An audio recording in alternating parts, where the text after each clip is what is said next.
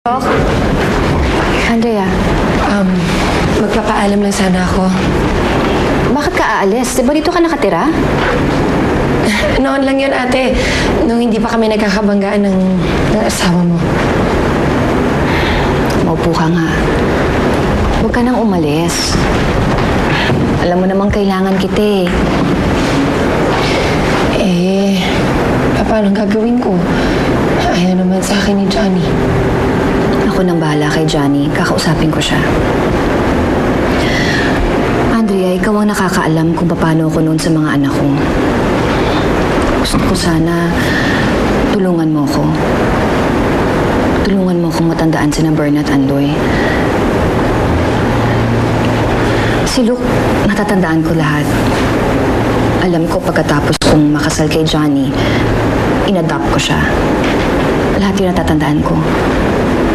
Pero, sina Bernat Andoy, wala talaga akong nararamdaman Kahit man lang yung pagsilang ko sa kanila, wala akong matandaan. Andrea, kung talagang sinilang ko sila, di ba dapat mahal ko sila? Kaso wala akong nararamdaman Nanggaling sila sa akin pero wala akong nararamdamang lukso ng dugo. Ngayon nagising na si Emily. Paano na tayo? Gaya pa rin ang dati. Magpapanggap kang yaya ni Luke. Tapos magpisan tayo. Lecheng buhay naman to. Yaya na nga, pinsan mo pa. Alam mo, ngayon ka pa nag-inarte. Kung kailan malapit na tayong jumakpat. Johnny, alam mo naman na ginagawa ko lang ito dahil mahal kita, di ba? Gawin mo ulit ng gusto mong gawin. Pag wala na tayo sa mansyon. Pero hanggat nandito tayo sa mansyon, kailangan maging maingat ka sa mga kinikilos mo. Lalo na, nasa katinoon na si Emily ngayon. Di man lang niya naaalala yung mga kalokohan ko. Pero kailangan, hindi pa rin tayo maging kampante. Kasi, nandiyan si Andrea. At si Tori Carlos.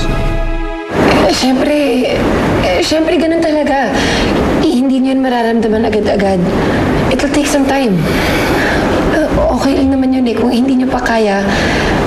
Kung wala pa kayong nararamdaman sa ngayon, hindi niyo kailangan pilitin. Naawa kasi ako sa mga bata Huwag niyo silang intindihin. Alam naman nila kung ano nangyayari, kung ano yung sitwasyon. Tsaka nandito ako para sa kanila, kaya hindi kayo dapat mag-alala. Paano ba ulit nangyari? Ang sabi niyo sa akin, nagkahiwalay kami ni Johnny. Tapos, umibig ako sa isang lalaki. Nasaan na yung lalaki? Nasaan na yung ama nila? Wala na siya, ate. Namatay na. Namatay na? Bakit? Paano siya? Bakit siya namatay? Nagkaroon ng car accident.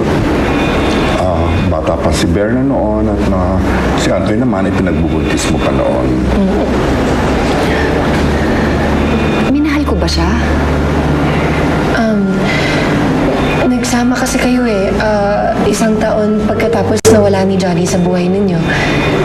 Kaya, oo naman, nagmahalan kayo. Ang bilis ko naman makalimutan si Johnny. Parang di ko naman yata magagawa yun. Emily, ang sitwasyon mo noon, nangungulila ka, kaya naghanap ka naman ng mamahalin. Kahit na, hindi pa rin ako naging tapat kay Johnny. Ha? Ate, hindi. Si Johnny yung hindi naging tapat sa inyo. Ewan ko. Naguguluhan na ako.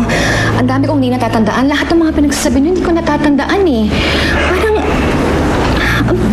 ang bilis ko makalimot. Parang hindi ko ugali yun na pagkatapos ko pakipagrelasyon kay Johnny, magkakaroon na naman ako ng ibang lalaki. Parang hindi ako yun. Kaya nga nasabi ng doktor, it will take some time before your memory comes back to you. And you cannot naman absorb so many things within a span of what, a few days? Take your time. Attorney, Andrea, bahala na kayo sa akin Basta pinagkakatawala ako kayong dalawa.